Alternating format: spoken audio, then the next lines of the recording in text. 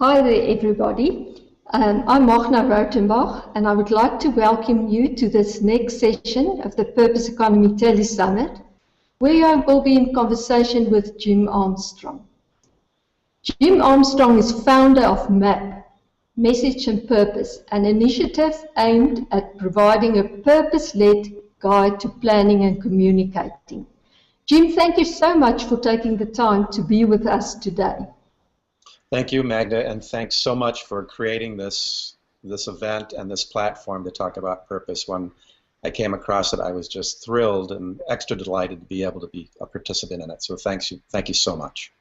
You're welcome, Jim. And you're also passionate about purpose.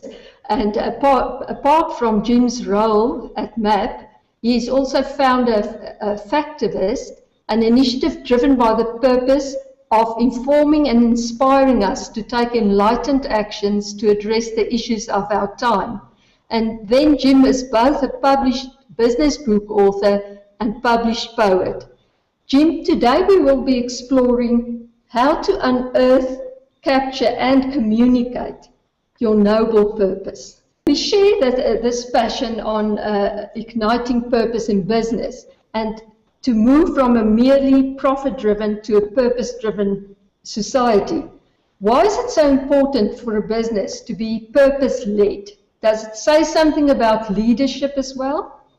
It says an awful lot about leadership, and let me start by providing a business example from the United States.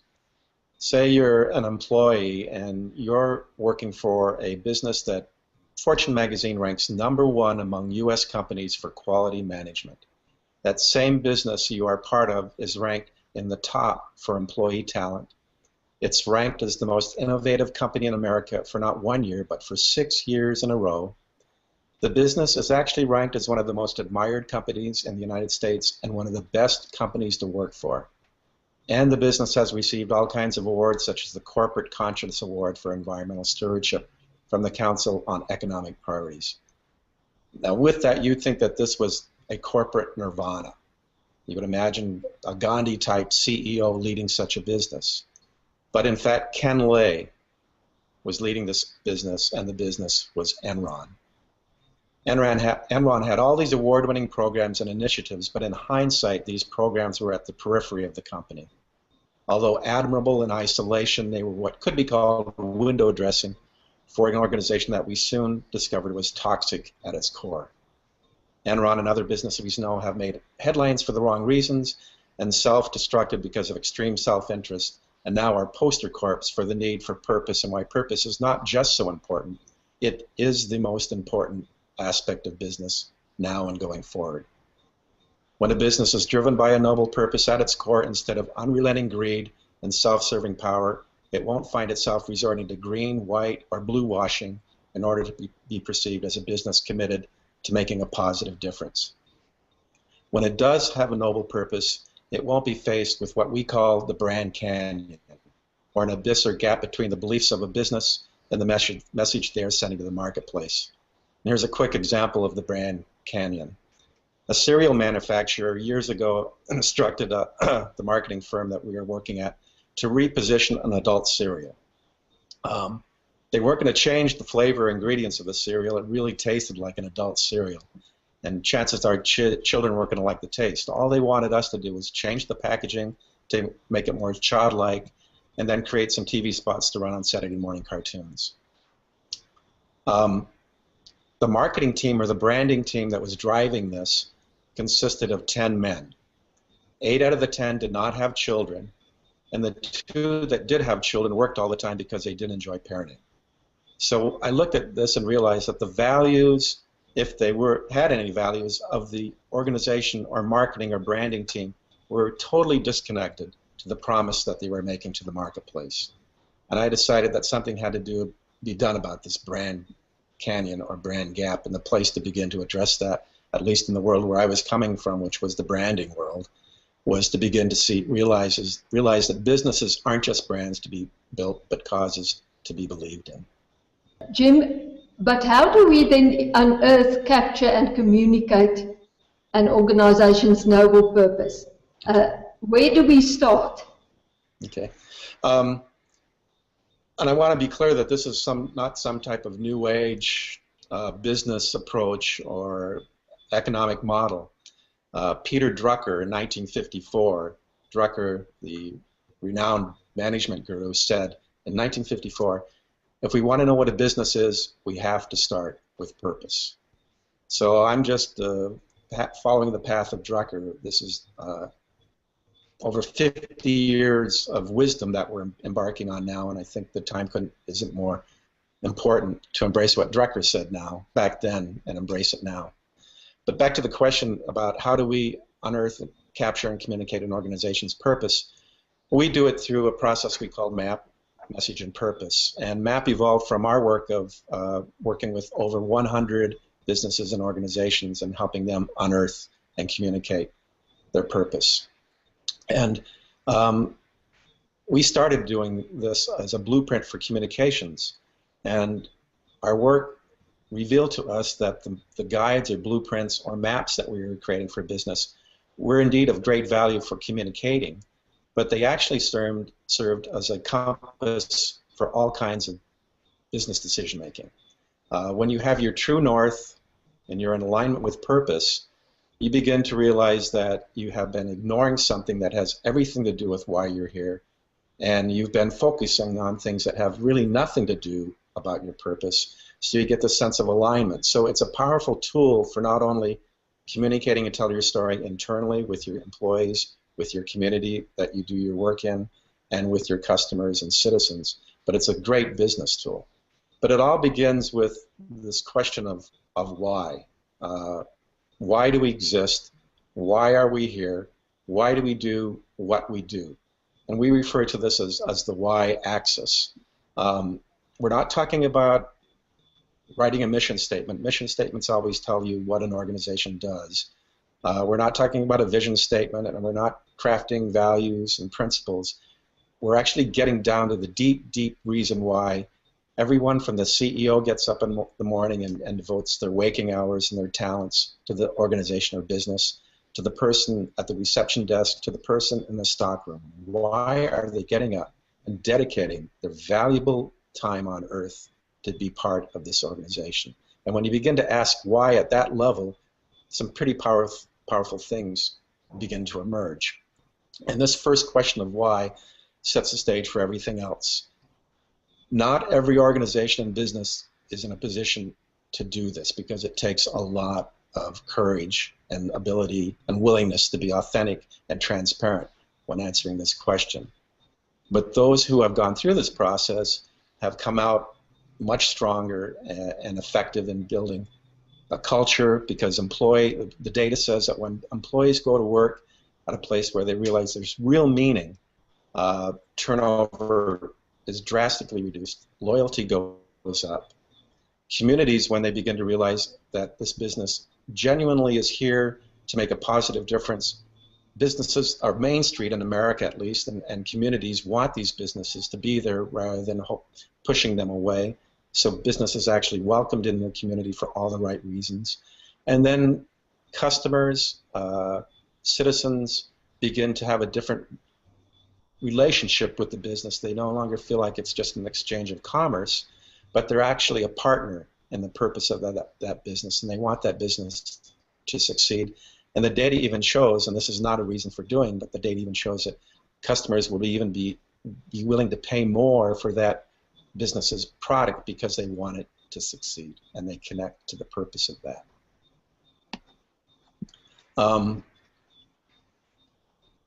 A noble purpose we found, and if we cannot get past this answer, when we sit down with the leadership team, and that's important about this process too, is that this is just not a marketing initiative, that when we sit down with a business to talk about its purpose, the thought leaders of that business have to be in the room and be part of that conversation.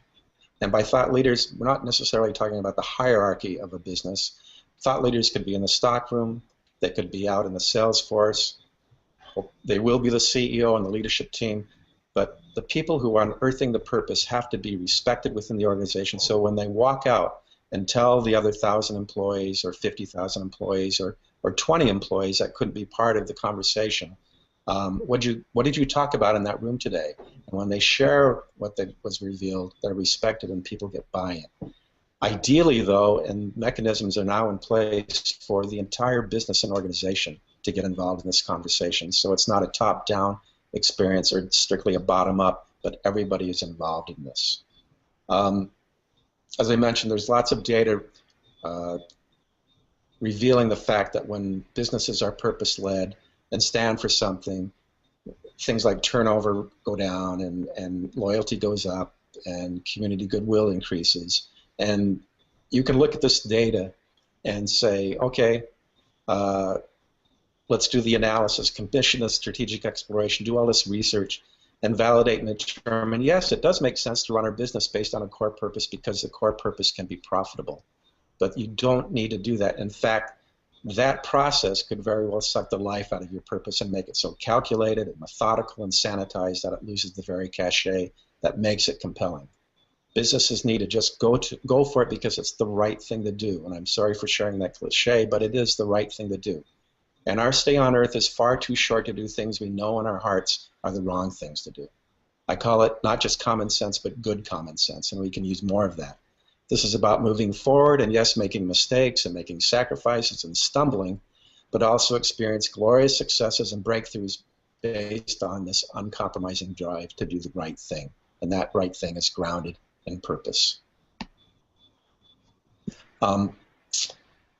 Now, what we have found is that a purpose statement is often very straightforward and obvious. And it's the simplicity and clarity that is the result of intense soul and strategic planning and searching. Usually a purpose is a universal truth. It's not clever, it may not need to be poetic, but it's just glaringly obvious to the organization that this is their purpose. Every word in the purpose means something and has been talked about and discussed deeply. I believe that far too long the view of business has deceptively called this kind of searching and conversation the soft side of business, because those in business really knew that this was actually the hard stuff. And they didn't have the courage to face it, deal with it, know it, and live it. I think they believed that it was a lot safer on a superficial level. It might seem easier to get up in the morning and just make sure the round blue peg goes in the round blue hole, put a box in it, sell it, and then make sure people employed at the business find just the act of doing that enough. What a purpose-led organization does is, yes, it makes round pegs and round holes, but people coming to work find meaning in putting the blue peg into the blue hole, and people who are buying the box find meaning and purpose for making that exchange and investing in the company. This takes a lot of hard work on the leadership's part of a business and organization. It doesn't happen overnight, and you just don't unearth a purpose and say, okay, that's it, we're done. It just takes 24/7 work. And an example of someone who does this kind of work is Bill George, who was former CEO of Medtronic. And George believed that his primary role as a CEO was to have everyone in his business, and it was a large business, everyone believe in the purpose of the visit.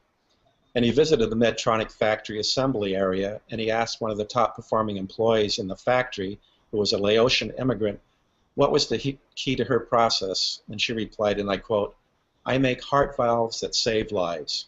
Before I sign my name to a completed valve, I decide whether it is good enough to put in my mother or my son. Unless it meets that standard, it does not pass. If just one of the valves I make is defective, someone may die. To the company, 99.9% quality may be acceptable, but I could not live with myself if I caused someone's death. But when I go home at night, I fall asleep thinking about the 5,000 people who are alive today because of the heart valves I made." So whether you have 5 employees or 50,000 employees, the task of a leader of an organization and the leaders within the organization make it purpose-led is to have everyone, as epitomized by that assembly line worker, get the purpose. Bill George has written a couple books. One is called Authentic Leadership and another is called True North, and I recommend both of those books highly to those of you who want to start exploring leading your business this way. And Jim, what comes then next after an organization realizes its purpose? What does it do after unearthing its purpose? Well, that's a great question, because one reason we created MAP is that we saw that businesses have a tendency that when they have their purpose, that they can stray from it because they haven't been given the tools to help them stay on course. And it would be tragic to unearth and validate the purpose of a business and let all that passion, meaning, and healthy power that lives in the purpose go into hibernation. Now, some businesses think of themselves as a quiet business, and that's fine, but just because you see your business as the quiet type doesn't mean you don't express purpose. Actually, if you're operating from a place of noble purpose, a case can be made that it is irresponsible to not go forth and express your purpose. Being shy and silent about purpose won't do good in the long run. Eventually, the fear that pushes you to censor expressions of purpose will silence your business.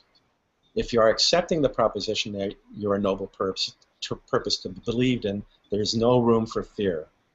Again, as I mentioned earlier, being purpose-led requires great courage. And if you don't have the courage and enthusiasm to share your story with all your stakeholders and to tell your purpose, then you probably haven't unearthed your true purpose yet. Some businesses also think that they can't go around tooting their own horn. Expressing your purpose isn't about bragging or being a self-absorbed bore. It's a matter of letting the world know who you are, what you do, and why you do it. Without this information, the world will have a difficult time noticing you and trusting you. Communicating from a place of purpose demands telling the truth. Telling the truth, again, is not tooting your horn. There's a difference between being a blowhard and being one who speaks with honesty, confidence, and conviction. There's a difference between making up something you think someone will find interesting and simply and clearly telling it the way it is.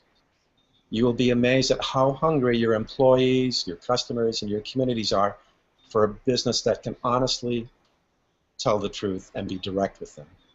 And I believe that such honesty inspires and creates a kinship that will stand the test of time. I think purpose-led businesses are going to redefine communications, marketing, and branding, and it's no longer about making ads and selling something. You now realize that communication is the primary tool for building trust both inside and outside your business. You realize your message is a powerful force, and it's part of your role in both society and business to make sure you make it a force for good.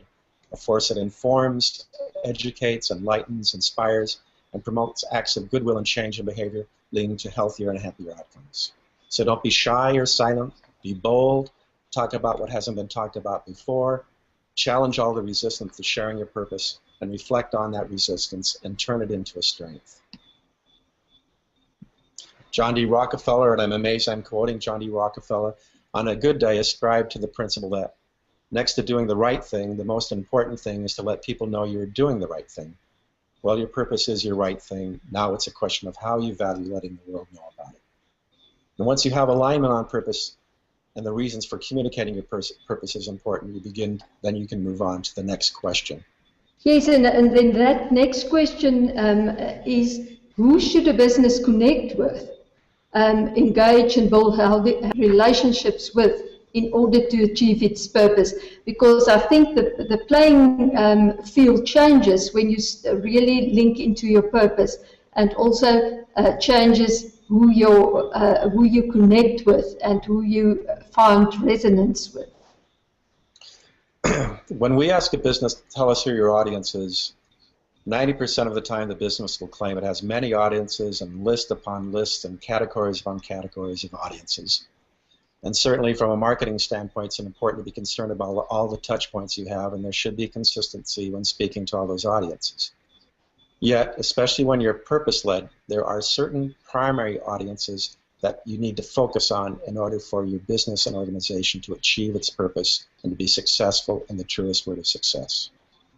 For practicality's sake and for purpose clarity's sake, there is the need to identify core audiences critical to not only your business maintaining, but more importantly, thriving into the future.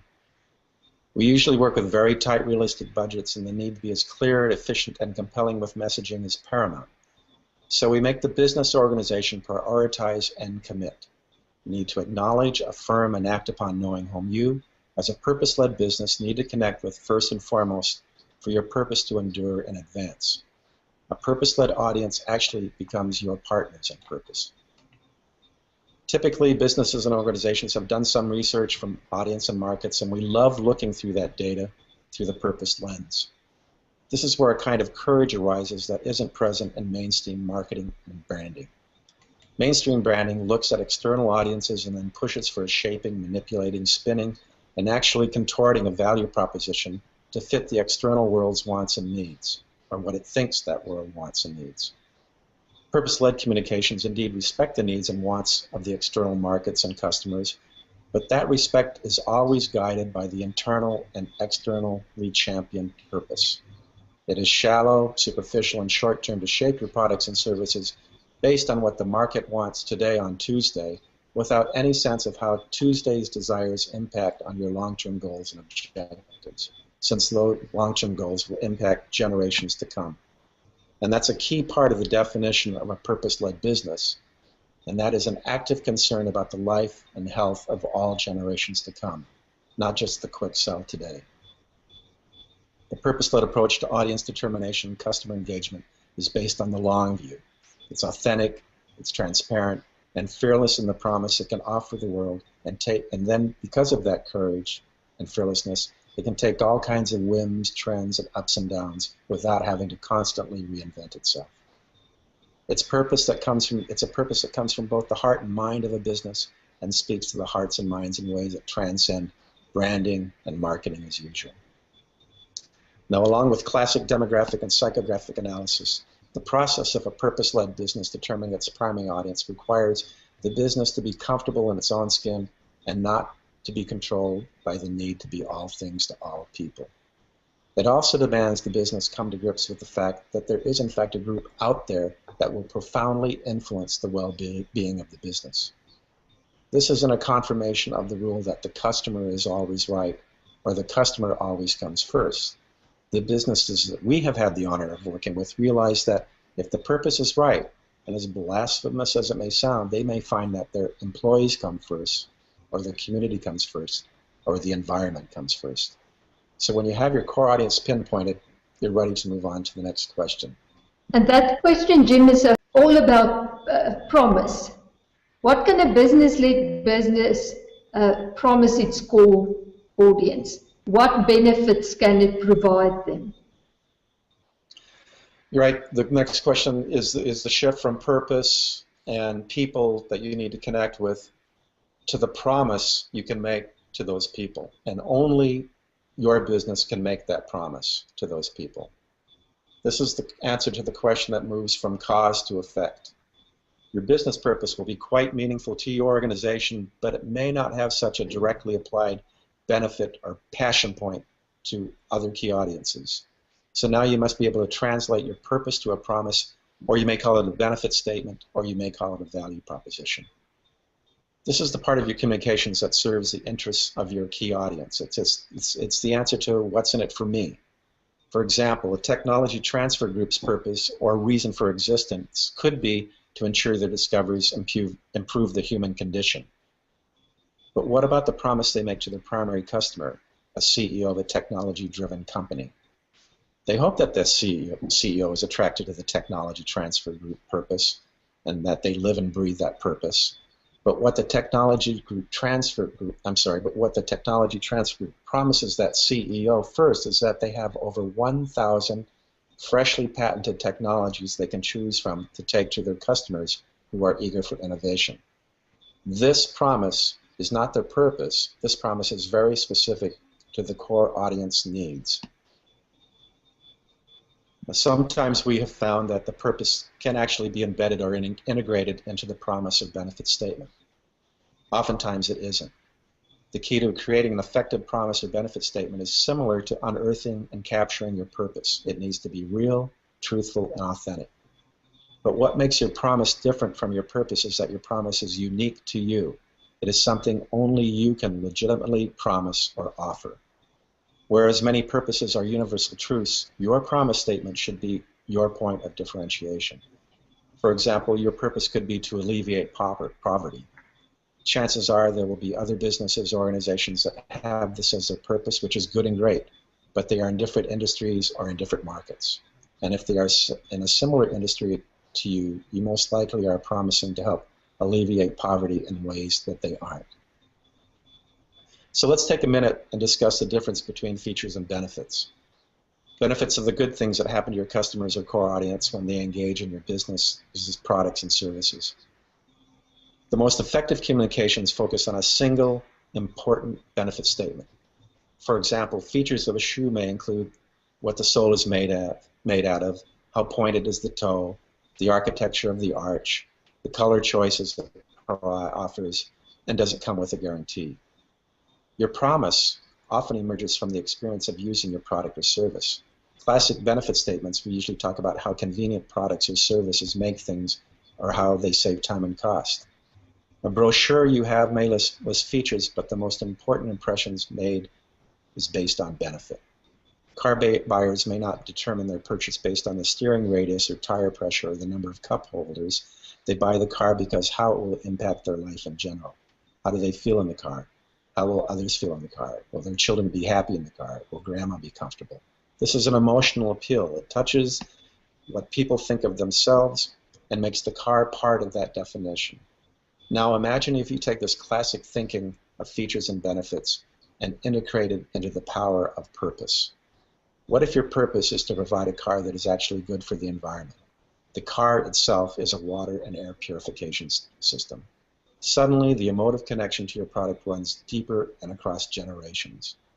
We advise selecting the most significant feature in terms of providing a core audience benefit that doesn't just save time, but goes even deeper than that. Will it make you healthier? Will it improve your relationships with others, relationships with yourself? Will it help you achieve the good that you've always dreamed of doing? Will it, in fact, make the world a better place? The key here is to use laser-like precision in explaining the good you have to offer your audience that makes your audience want to learn and learn more and to make contact with you. This statement is where the real power of communicating from a place of purpose comes to life. It compels you to elevate your values to a place that fulfills meaningful wants and needs, not just a desire for more. Once you have discovered and validated the noble purpose of your business, it will be difficult for you to go the route of dumbing down, spinning, hyper, or manipulating the customer, your supporters, or communities. You will naturally appeal to the best intentions of your audience. This is also where you realize that this approach to business and communications is the courageous breath of fresh air your customers have been waiting for. There is no longer the need to single jingle because you don't have anything honorable to offer. Just as your purpose creates deep meaning and passion for you and your employees, your benefit statement will have the meaning necessary to create passionate believers, advocates, and activists in your customers, supporters, and communities. Your purpose statement should have a great redeeming value as opposed to creating redeeming value via coupons, rebates, and going out of business sales. So with this purpose in hand, and you've got a promise statement in hand, you now have to make sure that every word in this purpose statement counts. And that is important because of your next take on it, and which asks business then to choose the most important word in their promise. Yes. This is the only rule to our process, and that is when you craft your promise statement, within that statement is actually a word that captures the real essence of that promise. And being a poet, I really appreciate this part of the process, the idea of boiling down the essence of an organization and its promise to one word. The idea of boiling down your promise to one word displays this appreciation of the power and significance of words that I think is often absent in the language of business, or for that matter, lots of discourse and dialogue. What we ask businesses to do here is to look at their promise statement and from it choose the word that reflects the best part of the promise statement. This selection of that word will drive the form, content, character, and creativity of your communications, and it will become the fulcrum point of your message.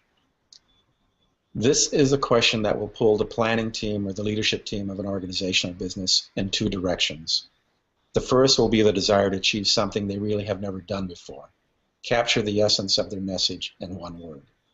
The other is the notion that capturing what they're all about with one word isn't possible, that they are a complex, multifaceted, diverse organization that can't be defined so simply. It's this tension that leads to a galvanizing type of thinking on the part of the team that not only results in the business finding its word, but also the leadership team and the entire organization finding itself on the same page. We have to say that the determination of a keyword sets in motion the development of an incredibly focused and innovative communication solution. You may think that narrowing it all down to one single word is stifling, limiting, and will shackle the imagination, but quite the opposite occurs. This precise selection of one word is actually liberating. It structures the framework for creating communications, but not the message itself. The absolute clarity and focus provided by your keyword should result in crystal clear, grounded, but still highly inspiring, informing, involving communications. Bear in mind, the actual word you select is not necessarily going to be in every piece of communications you create, but it might. More often, the intent and meaning of a word will be present in your communications. For example, if you choose justice as your keyword, it's not a given that the word justice will ever occur in any of your communication materials, but the meaning of justice will be present in the message. Or if you choose the word responsible as your keyword, you may well in fact find that word is present in all your messaging, the actual word itself. The word you picked will indeed make all the difference in the emotional and intellectual qualities of your message.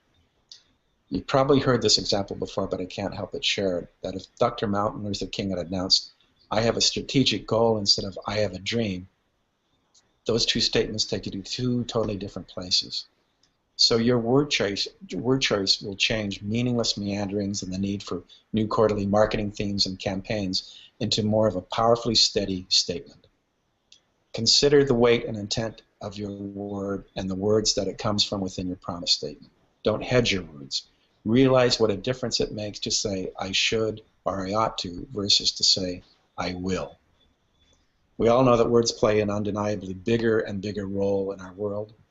I mean, when was the last time you Googled for a definition of a word or did a word search? Relationships, knowledge, commerce are all being shaped, formed, and fueled often by one word. Frank Outlaw wrote, "What's your thoughts? They become your words. What's your words? They become your actions. What's your actions? They become your habits. What's your habits? They become your character. What's your character? For it will become your destiny."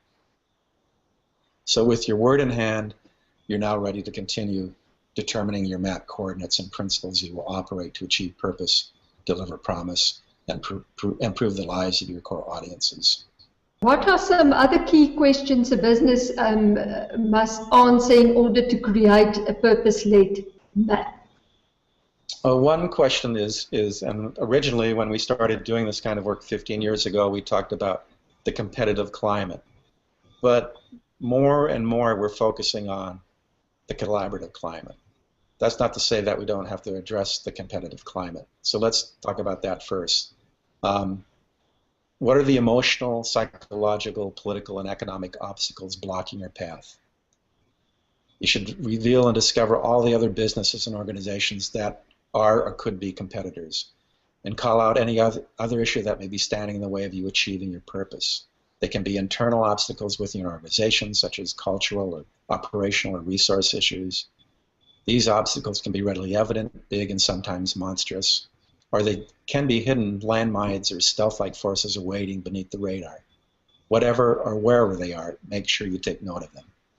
If there's one guiding principle in purpose-led communications, it is the realization that the best way to deal with your competitive climate is to know who and what it is and deal and speak to it with absolute truth and integrity. This area of communications planning is where fear loves to feed, and a purpose-led business needs to look at that fear right in the eye and master it. We need purpose-led businesses to thrive, and knowing the competitive landscape is vital for them to thrive. Now, still on the idea of competition, it doesn't take a Nobel Prize in economics to know that competition can have less than positive consequences and impacts upon both humans and the planet we call home. Negative effects range from damaging other living things to the depletion of valuable resources and energy supplies. Competition often demands enormous financial reserves. Just think of the elections, the Olympics, advertising in general. Competition can often soften ethical principles to gain the upper hand. Think of missing electronic ballots, using steroids, and putting sugar into drinks. Competition can actually hurt your leadership team and employees because it can push them beyond their healthy limits in order to win. And if you do lose, more is lost than a new account or a piece of business. Going full throttle for competitive advantage can actually hurt not only profitability but morale. So I like to ask the question, is competition moral? Who benefits from competition? Who suffers? Is the suffering justified? Are the benefits hoarded or shared, revealed or hidden, financial or spiritual? Can they be both? Does the competition call for only one winner? What happens to the losers? What happens to the winners? Why is it set up as a game to begin with? What would happen if you worked with an attitudinal, economical, and environmental obstacles, not standing in your way, but actually finding out ways to work with those obstacles rather than rubbing up against them? I believe that a collaboration-based profit and loss statement is stronger than one built by winner-take-all, master of the universe mentality. So compare your competitive and collaborative analysis. Which one feels more aligned with your purpose? Think about the difference between being better than others and doing better for others. Another key question is the answer to the proof behind your promise. Now, you've created your promise statement, but why should it be believed? Why should your promise be trusted? What are the support points and facts that validate your promise? These are your reasons to believe. If you tell your audience we are the best at what we do, that just won't cut it. You need to get specific as to why you are the best. You need real facts, real figures, real example, data, testimonials, success stories, real proof. You should also be able to state your promise and present memorable, powerful reasons to believe as efficiently as possible, considering that the average initial attention span is 10 seconds or less, which has me concerned about my presentation today. Another question or prompt is the call to action. You've made your promise, you've made your case, your audience believes in you. Now what do you want them to do?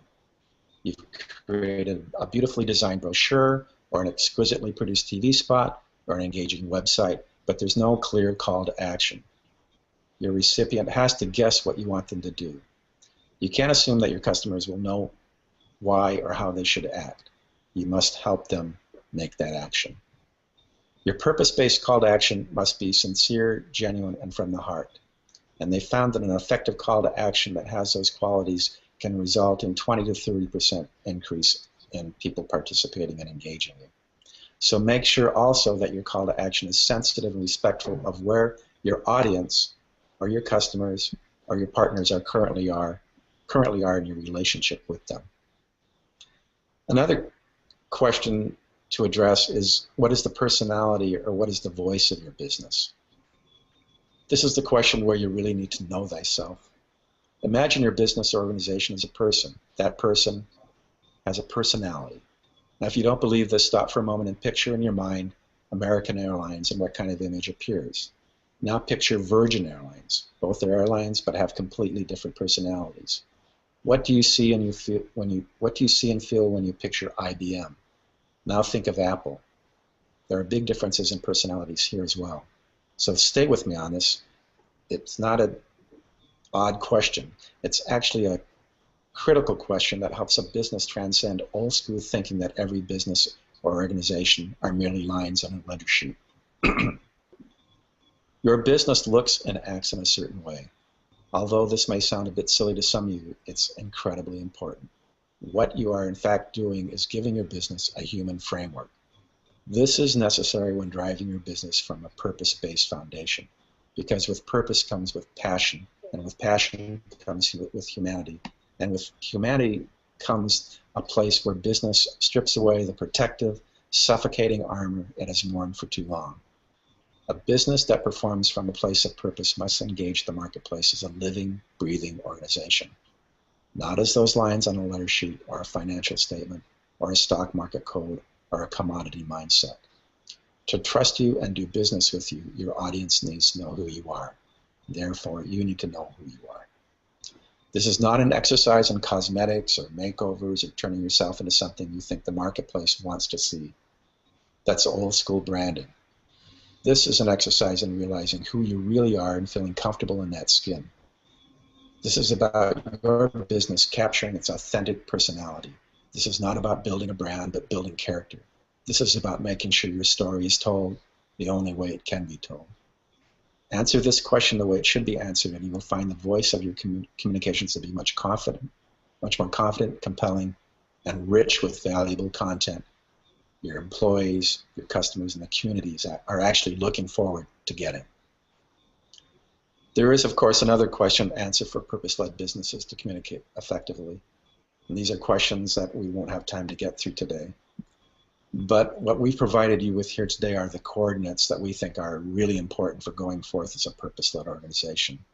Those coordinates are your purpose, the promise you can make to achieve that purpose, the people you need to make and fulfill that purpose, that promise, the principles you will operate in order to achieve that purpose and fulfill, and the primary word at the center of what we call your compass.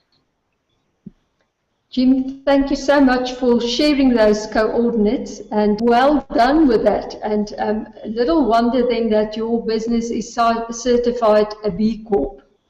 Now, yes. Jim, for our viewers, won't you tell us a bit more about B Corps?